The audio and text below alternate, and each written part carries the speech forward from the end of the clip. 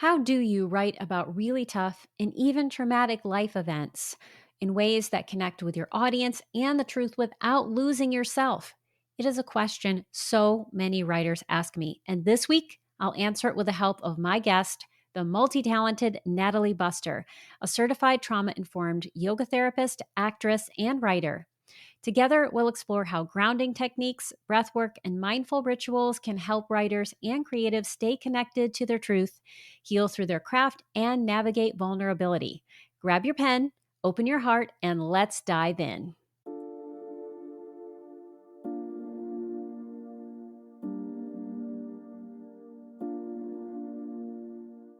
Welcome to Writing Your Resilience, a podcast for writers who want to create stories that change lives, especially their own. I'm your host, Lisa Cooper Ellison. As a writer and trauma-informed writing coach, I'm here to guide you on a transformative journey through the art of writing, self-discovery, and resilience. Each week, I'll share my best tricks, tips, and strategies to help you write more authentically, craft deeper, truer stories, and overcome the common storytelling roadblocks we all face.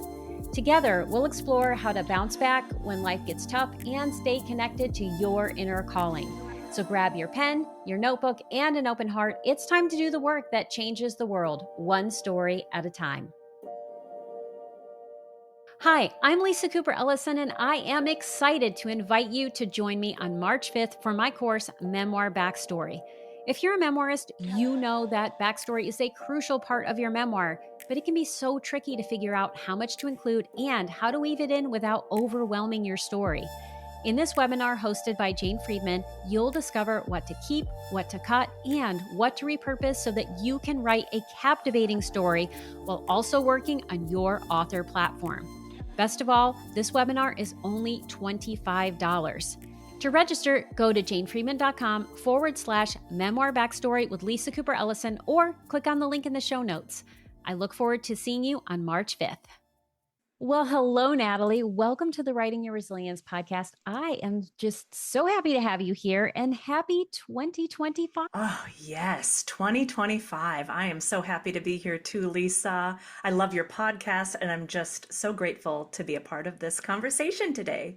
Well, I am super excited about all the things that we are going to dive into today because you have just a wide variety of skills and you wear many, many hats. One of those hats, which I'm hoping you'll just share a snippet about, is you're an actress and you were just on tour.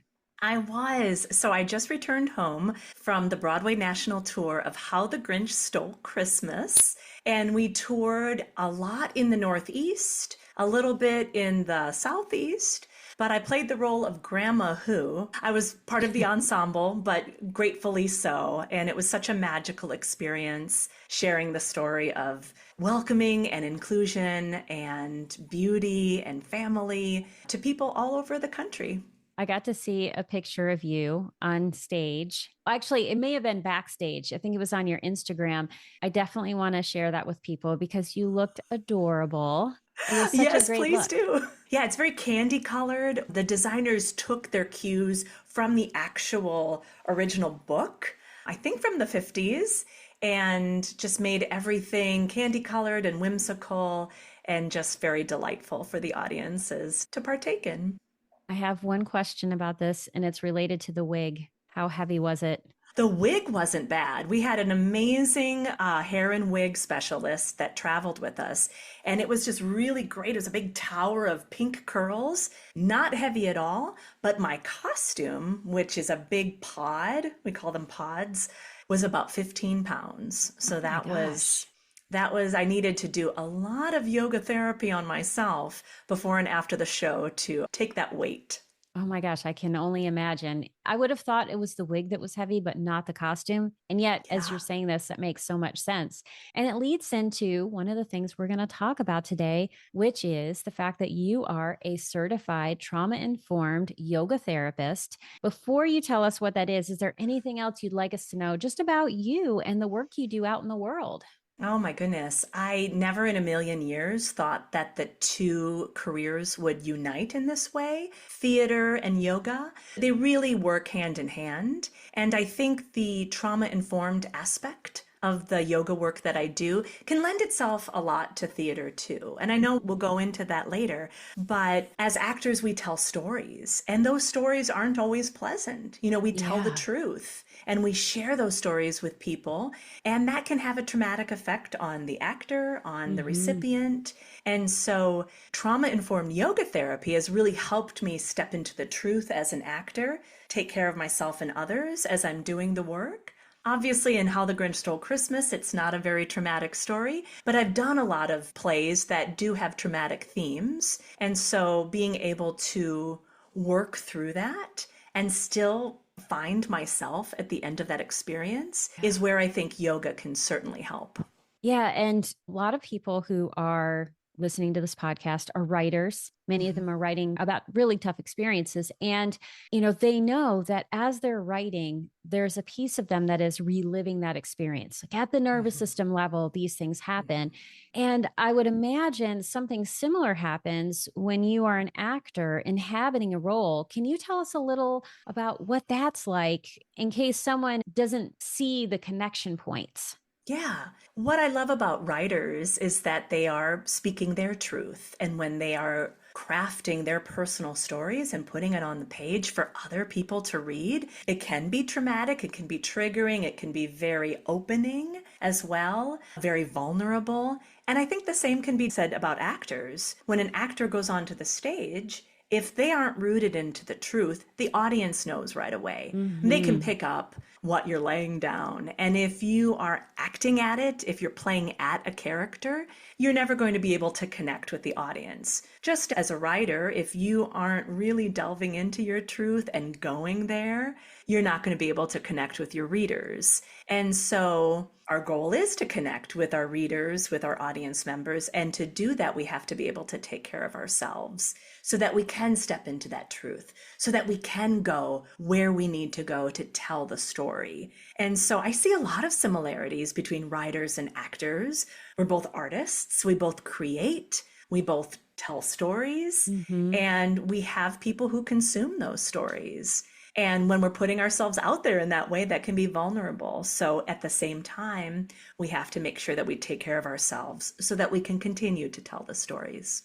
Absolutely. And another thing that is hitting me as you're talking about this is the fact that we also have to be able to leave those stories behind when they're complete or when we're off the stage or when our writing session is done. And that can be harder said than done when you Mhm. have really inhabited something or you've gone there with your writing. When you think about your work as a certified trauma informed yoga therapist, what does that look like when you're working with someone? Yeah, I am a big fan of ritual. I think rituals can really ground us. They can really help regulate our nervous system.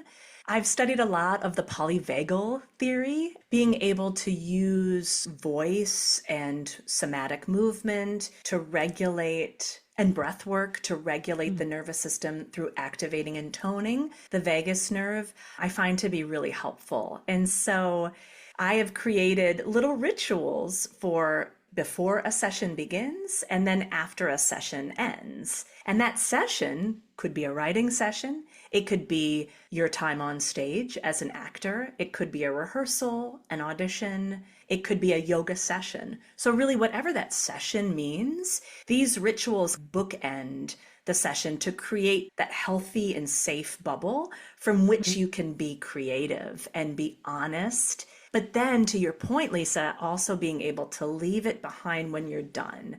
How can you close the door and then re inhabit your life in the present moment? And so I call these little rituals opening the shop and closing the shop. And I use it with all of my clients, whether they're death doulas, whether they're yoga students, whether they're actors, or just friends of mine that just need a little grounding support. And so, if you'd like, I could take you through a simple opening the shop ritual. I would absolutely love that because I'm a huge fan of rituals as well. And one of the things I tell people all the time is that what rituals do is they prime your brain to do something, whether that Mhm. is to begin or to leave. And it is hugely helpful to your nervous system. And it's one of the things that we don't spend enough time on in our world that's just go, go, go, busy, busy, busy, distract, Mhm. distract, distract. So, yes, please take me through this. I love that you said that, Lisa, because you're right. So many times we're going from one thing to another without acknowledging that we've just done a thing. And when it comes to acting or writing or doing yoga, we are asking ourselves to go to a very vulnerable place, a very sacred place. And so we need to honor that with ritual. So my opening the shop ritual is like a recipe of sorts. It has 4 components. And so you can mix and match whatever you want to insert into these components is totally up to you, dear listener and Lisa. But the 4 components are a centering practice that I like to begin with, and then some gentle breath work, whatever you're needing. If you need to feel more energy, maybe an invigorating breath practice, or if you are really like out of your mind, then maybe a more grounding breath practice. And then some somatic movement that can be very simple or can be a very strenuous vinyasa yoga routine, if you'd like, just depending on where you are and how much time you have. And then I always like to end with an affirmation. And in yoga, we start with something called a sankalpa, which roughly translates to resolve or intention. And it's almost as if you're calling on what already is, that you are just stepping into the energy of what is already true. So, for example, I am healthy. I am already stepping into the fact that I am healthy, and I am just giving it voice. And that can become my sankalpa. And then that in turn can become an affirmation. I am healthy when I do what I love. I am healthy when I perform, when I write, when I tell my story. So why don't we begin with a little centering practice? If your listeners are listening to this while they're driving, don't close your eyes. But Lisa, you and I can close our eyes if you feel comfortable doing so. Maybe placing one hand on your heart and one hand on your abdomen. If your knees or your ankles are crossed, you may consider uncrossing them and really planting your feet on the floor to feel the energy of the ground underneath you, bringing attention to your seat and the support of the structure beneath your seat, maybe behind your back. And then start to notice your breath. There's an invitation here to follow your breath, noticing the temperature of your inhale. And does that temperature change when you exhale? Noticing how your body responds to your breath. Where do you feel that connection to your breath? It may be in your abdomen, in your chest, at the tip of your nose.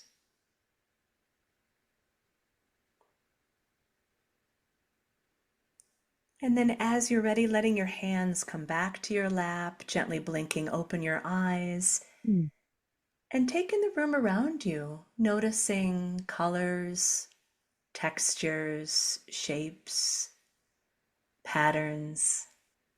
So that's just a simple grounding practice. It's pretty feasible. You can do it sometimes without people noticing. I work with people who have some anxiety. They present to me with anxiety, and some of that anxiety is about what others perceive them to be doing or how they are perceived by others. And so I always like to say it's nice that you can do a very subtle, quiet grounding practice just to come back into your present moment, your body, your breath, and your immediate surroundings. Yes. Yeah, so I start with that. And then we move into some breath work. And one of my favorites is box breathing. Oh, I love that one. Yeah, I think a lot of people use it, and I think a lot of people enjoy it. We call it ratio breathing as well, but where you would inhale for a count of 4, you may hold your breath for a count of 4, exhaling for a count of 4, and then holding again for a count of 4.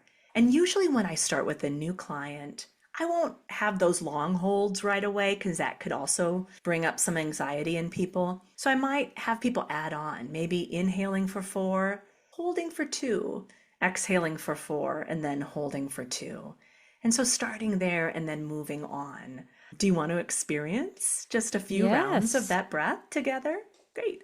Once again, find yourself with your feet on the floor. Maybe roll your shoulders back and down a couple times. You can also have that invitation again to place a hand on your heart and a hand on your abdomen. You may consider closing your eyes if you feel safe doing so. And then just taking one round of breath, just a natural breath to clean the slate. And I'll count our way through 2 rounds of box breathing. Inhale 4, 3, 2, 1. Hold 4, 3, 2, 1. Exhale 4, 3, 2, 1. Hold 4, 3, 2, 1. Inhale 4, 3, 2, 1. Hold 4, 3, 2, 1. Exhale 4, 3, 2, 1. Hold 4, 3, 2, 1. And you can continue or return to your natural breath. And then opening your eyes when you feel safe doing so, letting your hands come back to your lap. How did that make you feel, Lisa? I am totally zenned out. And I'm having to remind myself, like, but wait, you're also a podcast host right now. But it's so lovely because it just takes all of that energy that I have in my head that can get really fuzzy and really busy, and it slows it down and it reminds me to be in my body, which is Mm-hmm. so important. Oh, absolutely. And I like that you described that fuzzy feeling. I know that feeling well. And I think a lot of times when we're dysregulated, we identify with that feeling. I am fuzzy. I am discombobulated. But I liked what you said. You said, I'm feeling a fuzzy feeling. Like Mm-hmm. it's more, I'm sensing this, I'm feeling this. It's not necessarily you, it's something that is happening to you. And so when that's an external construct, then it's something that we can work with. You know, we can use the breath practice, we can use some of the grounding practices to really come back to our true self so that we don't have to Yes. identify with the buzziness. Yeah. And I want to tease this out for listeners. There's 2 things you're doing that I think are really, really important. When you think about the affirmations, which I know you're going to get to, and you were just talking about what do we want to step into? The words I am are so important for the things that we want to own. And then the experiences we have that perhaps are not our true self are things that are uncomfortable, we don't necessarily want. Instead of resisting them or getting angry with ourselves about them or frustrated, we can separate ourselves from them by simply talking about the fact that this is happening and it's an external thing, right? Like Mm-hmm. that feeling was not me. It is just a thing that is happening. And that can be so freeing. Oh my gosh, totally. It's a really great meditation technique I found too.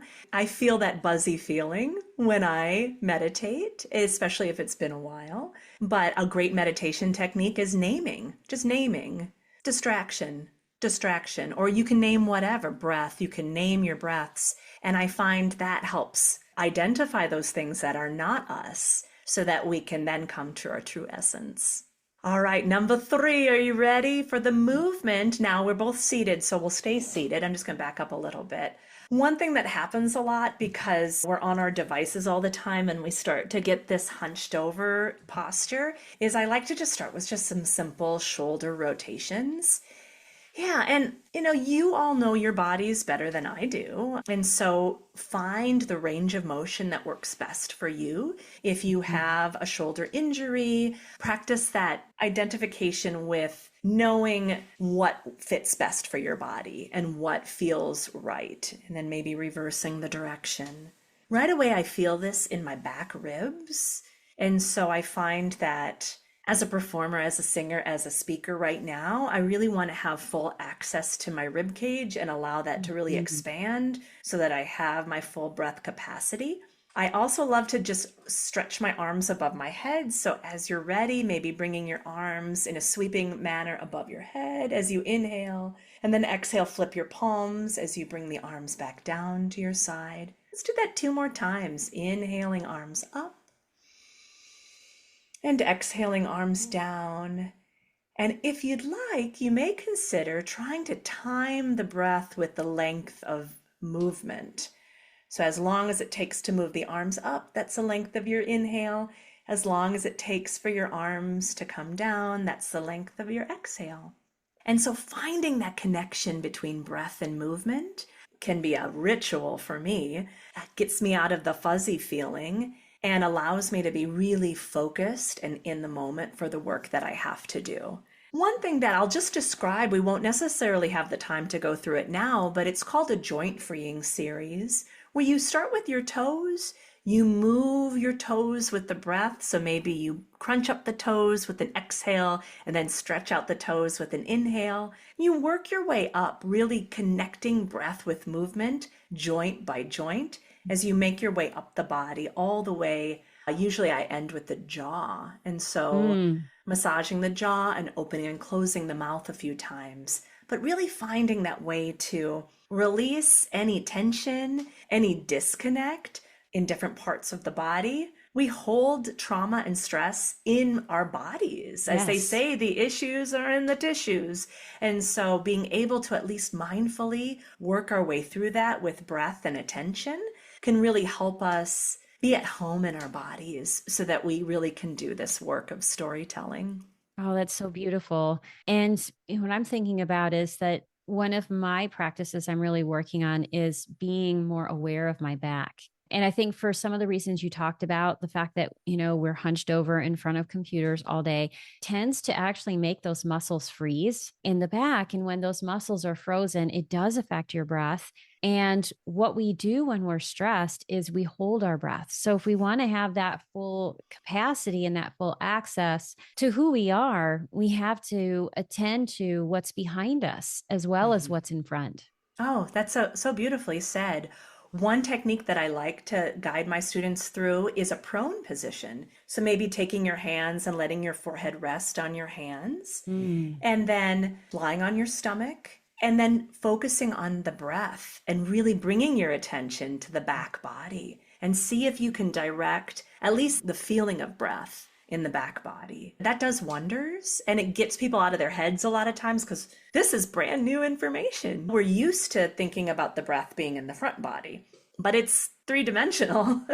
And so allowing people to access that feeling in the back body, I think, can be really helpful and powerful. Yeah. And when we think about your voice as both a performer, which is what you do, or a writer, I'm doing a whole series on where does your voice come from? What is voice in writing? And it is so connected to the breath and to your ability to expand. And when you can practice these things in your body and you really connect to that, that is something that you can then translate onto the page. I agree, Lisa. And in my career, translate onto the stage, the page and the stage. Yeah. Because this is our instrument, right? Our bodies are our instruments. And in any kind of storytelling, your body, this is where the story lives. And then our job is to let that story flow from our bodies by having that attention and that awareness of where the voice is, where the breath is. And in writing, I think sometimes people were like, well, my voice comes from my head and my heart and this kind of thing. But what does that mean? And if we can somaticize it and really bring it into a physical practice, I wonder if that would really help people get out of their heads and more into the reality and the truth of the story that they're telling. That sounds like another episode we might have to explore. Yeah, I got all these tricks in the toolbox. But one thing that comes to mind is a practice that my mentor taught me. It's called a vowel spiral. And we won't have time to really dive into it now, but basically you start with a certain vowel sound and you bring your hands to your heart and you feel the vibration when you say an ah, for example. Ah, and really finding that vibration in the center of your chest and then moving the attention to the throat, changing a vowel to see what works, down to the belly, up to the head, lots of resonators here, maybe down into the hips and really feeling the depth of your voice, the depth of your awareness. And then finally, the crown of your head and feeling how that connects then to the rest of the world and the people that we are telling our stories to. So, how can we move that voice through the body so that we can hit all the voices that we need to tell our stories? Oh, I love that. Yeah, it's like so cool and trippy. I absolutely love it. And I could talk for days about this. But, as part of the ritual, you may choose to kind of explore when you're doing the somatic movement and the breath movement. You might want to add voice or sound to the breath. You might want to add sound to your shoulder rotations just to shimmy and do a little hey, just to kind of bounce that sound around and really getting that freed up so that your voice can be free and clear. And giving yourself permission to move and also play with your voice, play with all of these things is so important because it creates a sense of lightness and the energy that, yes, maybe you're working on a really tough thing and you're telling a tough story and you can play. It's not an either or, it's a both and. Oh, I'm a big fan of yes and both and because Yeah. it is all of the things. That's the human experience, right?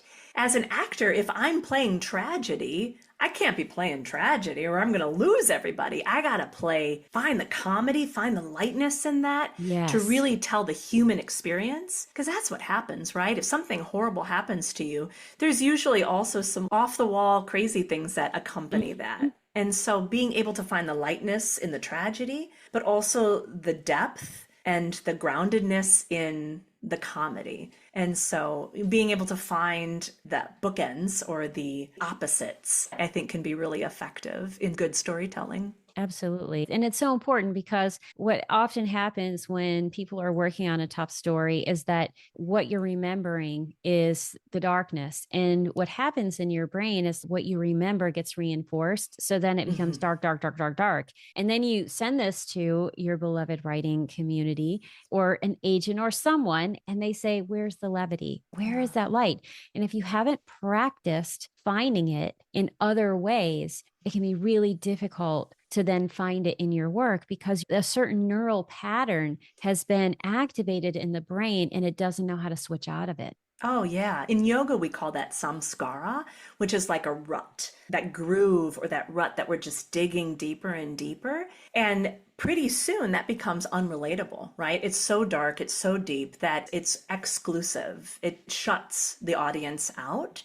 Where if we can find the opposites, if we can find the levity or that push pull, the dynamics of it can be so thrilling for the reader, for the audience member. It can find a real great connection between the artist and the recipient of the art, the writer and the person who's reading. I mean, it creates this really beautiful connection of honesty and truth. And that is what we are all going for.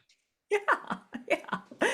So the final part of this opening the shop ritual is affirmation. And I love that you picked up on the I am statement. I often tell my people, I am is a complete sentence. Maybe you start there. You come back to your grounding posture, whatever that was for Mhm. you. Feet on floor, hands on body, eyes closed if you feel comfortable doing so. You find that connection to your breath again, noticing the body response to the breath. And then maybe on an inhale, thinking to yourself the word I. On an exhale, thinking to yourself the word am. I am. I am is a complete sentence. You are. And from this complete sentence, from this building block, we can add on if we wish. I am healthy. I am peaceful. I am capable. I am a storyteller. I am a writer. I am an actor. There's no end, right? I am capable of doing difficult things. I mean, it can be a long sentence, it could be a song, it can be a story. Maybe that's how the story begins. But starting with that seed of I am. Yeah. And I think I was in a yoga class once. We did this more than once, but I think is the Sanskrit for I am Soham. Hmm. Yes. Yes. I'm getting it right. Yay. Yay! Yeah, so hum, some lineages say sat nam, but it basically comes back to I am. I am that, or I am. And if you use the Sanskrit or a chant, or if you say it out loud, then you're also tapping in to that polyvagal toning of humming and using the different energy points in your mouth and your tongue to kind of activate that reality of being present, of being I am. And so you can do it quietly, you can do it out loud, you can chant it, you can sing it. But I think the important thing is to do it in some way. Yeah. And the more you step into what you want and how you want your life to be and what your dreams are, the more you have the capacity to make them a reality. And time that we are living in, which is going to be filled with lots of change, the more you can create rituals and do things like this, the more you're going to set yourself up for success. I think also ground yourself so that regardless of what's happening around you, you have the tools you need to move forward with what's important to you. Yeah, it's all about tapping into your resilience. Like your podcast, Writing Your Resilience, you are resilient. You have gone through these things happen to you. You are not the things, but you can tap into the experience and tell the story. And I think that comes with creating a safe space for yourself, with these rituals, with taking care of yourself. I found that to be so helpful when I was on tour, on the road. I might not have partied with everybody as much as I would have liked to, but I was able to stay the course by having these Mhm. rituals and really practicing rest and self-care and quiet times. And I think for writers, it's so important too. Absolutely. You cannot hear the voice of creativity if you do not make room for it. I love what you said about how we are not the things that happen to us because you, in addition to the work you do with yoga and your acting, you also are a death doula. And you work for this beautiful organization, Abode, which I have had the privilege of going to with you. And you work with people at the end of their lives. And that is such a sacred time. And it can also be a really difficult time where things are happening to people. How is all of this coming together for you in this work? And what are the people that you serve teaching you Mm. about what you need for your life, for creativity, and what's really important? Oh, such a great question. I never thought I'd be doing this work, but in a lot of ways, it really is another opportunity to tell a story. And so we have a training program for end of life doulas at Abode so that we can train people to do what we do. And the very first thing that we teach them is how to do nothing, right? Mhm. Create the space. Because if you go in trying to fix everything, trying to be Yeah. everything to everybody, because you're right, it can be a very chaotic energy with a lot of family dynamics or different ideas of what death means. But if you can come in, you've done the work, you've opened your shop, and you can just hold space, you can be a presence for this person, that does more than I think people realize. And the doulas that I work with who really know how to do that create these bonds with the family members and with the person who's dying that is so sacred and so precious. That's what we all deserve at the end of life. Not necessarily interventions or trying to fix and help and all that Yes. stuff, but someone who can just be with you, someone who can just hold your hand and listen as you tell your stories, Mhm. to practice that deep listening of me as the listener, as the doula, not inserting myself into the situation, but to just let myself be a receiver of what this person is giving to me at the end of life. And it sounds so beautiful and easy, and it's so hard to Oh do. my gosh, yes. It's so hard to be contemplative. That's our main word at Abode. Our theme, our mantra is to have that contemplative practice and that contemplative presence with our guests. We call our people who stay with us guests. And how can we do that authentically? And I think it's by creating ritual, it's by finding your own groundedness, your Yes. own awareness of yourself and how you show up so that you can then be of service to others.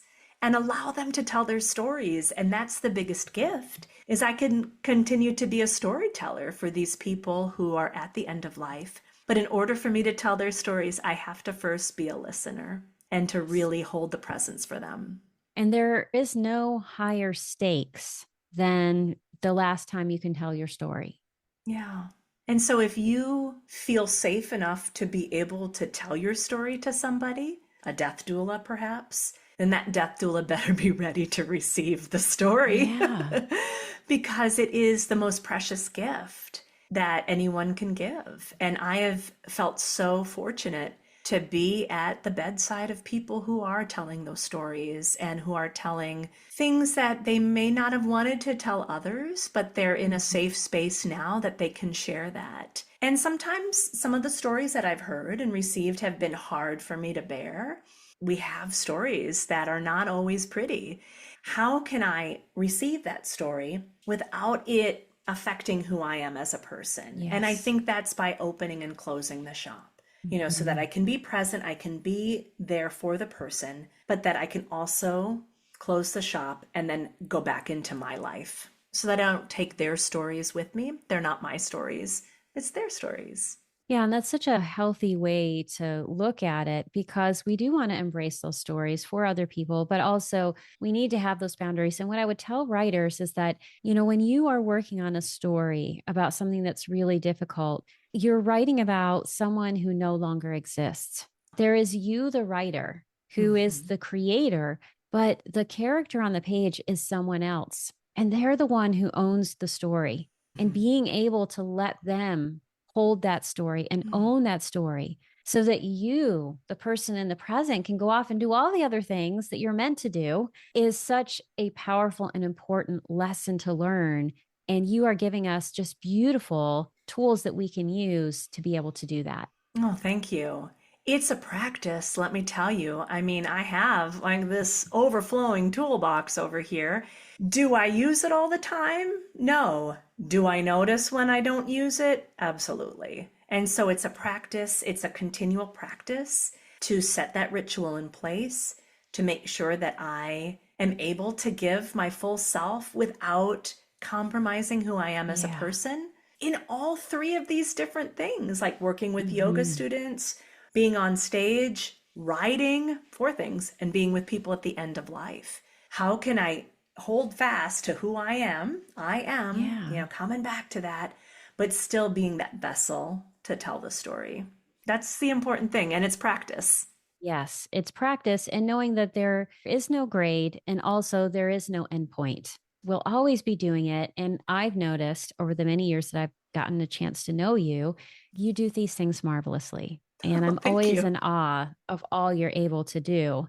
And I know that other people are going to want the opportunity to get to know you and be in awe of you as well. Before we get to that, you also are a writer. In addition to all of these things, you work on your own writing. What is the best piece of writing advice someone has given to you? Sit down and do it. Just do it. What always stops me, and some of the challenges I've faced as a writer, is getting too much in my head. Like, oh, that story, no one's going to buy that story. Or, oh my gosh, there's going to be so many critics. Or, oh my gosh, like, who's going to read this? I'm going to spend all this time pouring my heart out onto the page, and then nobody's going to buy or read the book. That's none of my business. My business is to sit down, open the computer, and start writing. That's all I have to do. And so when I am successful at writing, I have a nice ritual in place, right? I do my opening the shop. I sit down. I give myself, like, let's get to 2,000 words, for example, 2 pages. And then after that, close the shop and be done. And if I can just commit to that, I'm a successful writer. It doesn't matter what I'm writing. At that point, it doesn't matter what I'm writing. I need to just write. And so if it helps me to do the rituals, to create the sacred space, then I'll be a successful writer.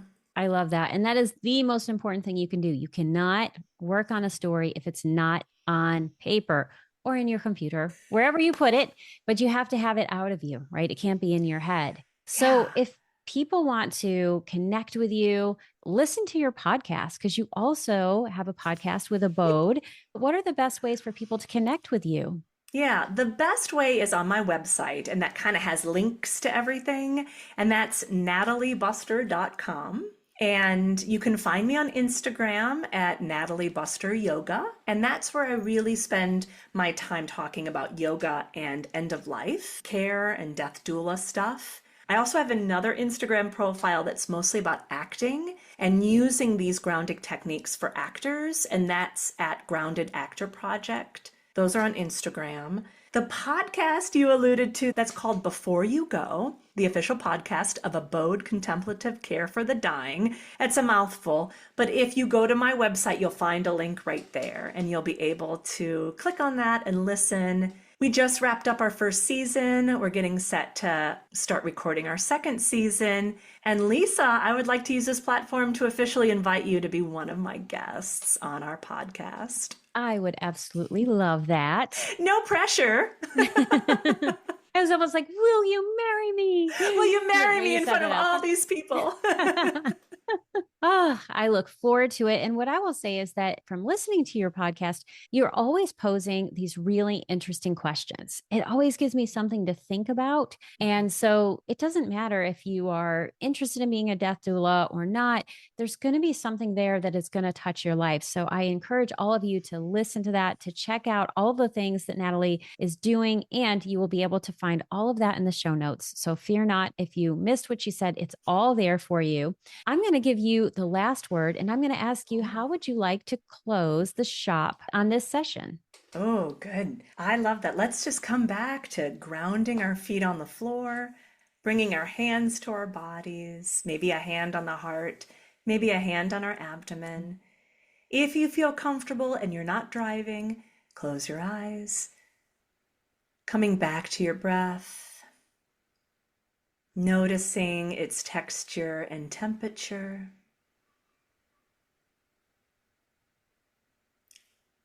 And then let's repeat that sankalpa, I am. I on the inhale, am on the exhale.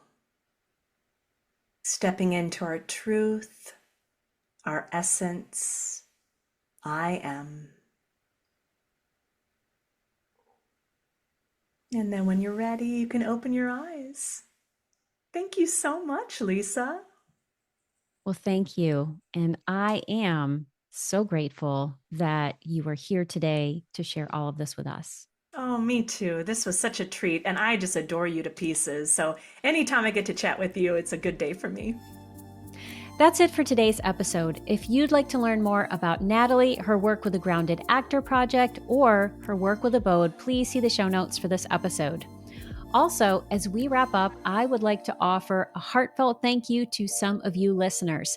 Thank you so much, Anna Escudero Portal, for your sweet YouTube comment on my episode with Amy Lynn, the author of Hereafter. I'm so grateful to all of the generous things that you said. And thank you to Lisa Rizzo, Wendy Hawks, and Doreen Francis for your shout out on Instagram. I'm so glad my episode on gaslight proofing your writing practice spoke to you. And I look forward to hearing from more of you in the future. That's it for today's episode. Thank you so much for tuning in. I truly couldn't do this podcast without your support. If you love this episode, here are 3 simple ways you can keep this show thriving. 1, subscribe or follow Writing Your Resilience on Apple Podcasts, Spotify, or YouTube so you never miss an episode. 2, leave a 5-star review to help others discover the podcast. 3, join my engaged writing community by signing up for the Writing Your Resilience newsletter. As a thank you, you'll receive a free copy of Write More, Fret Less, a toolkit for gaslight proofing your writing practice. Have feedback for the show, a topic you'd love me to cover, or questions you'd like me to answer?